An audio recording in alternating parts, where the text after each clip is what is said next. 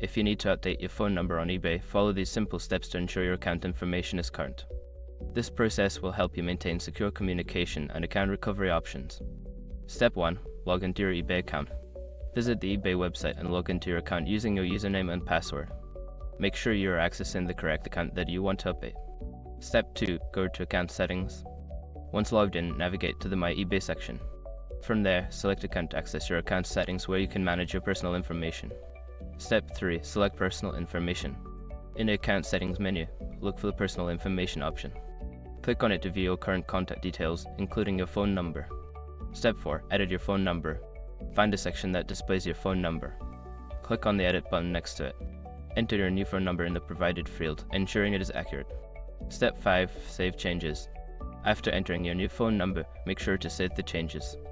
Look for a Save or Submit button at the bottom of the page and click it to confirm your update. By following these steps, you can successfully change your phone number on eBay.